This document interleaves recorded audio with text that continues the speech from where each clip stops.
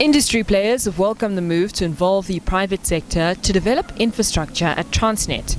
The rail, port and pipeline company was granted a 47 billion rand guarantee by government to allow it to meet its debt obligations and free up resources to improve operations.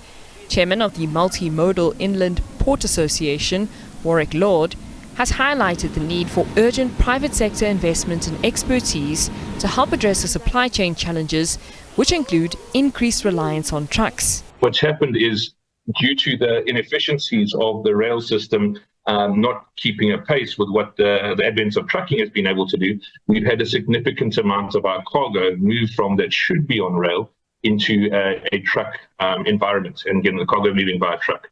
Now, this is great when every single truck can get to its destination and efficiently and effectively. However, it's not great when we start having congestion. Lord says with Transnet planning to open up third-party access to the rail network, this will also help alleviate the risk of dependence on rail connectivity. We're looking forward to having more options to choose from when we start looking for a train operating company to move our loads. In the case of the Cato Ridge project, from Cato Ridge up to City Deep and down to the Durban port.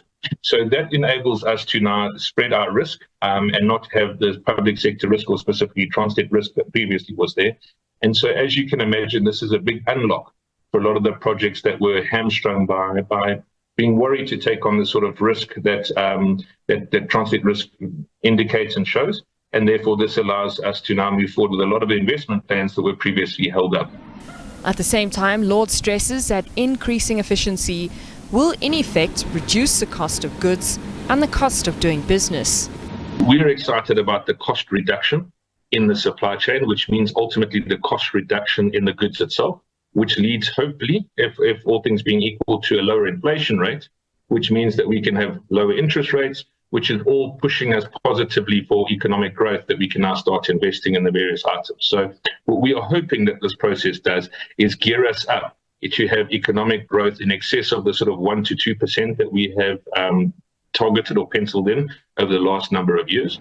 The creation of jobs has also been highlighted as a welcome outcome of the increased momentum in rolling out reforms at Transnet. Nosipho Khadebe, SABC News, Johannesburg.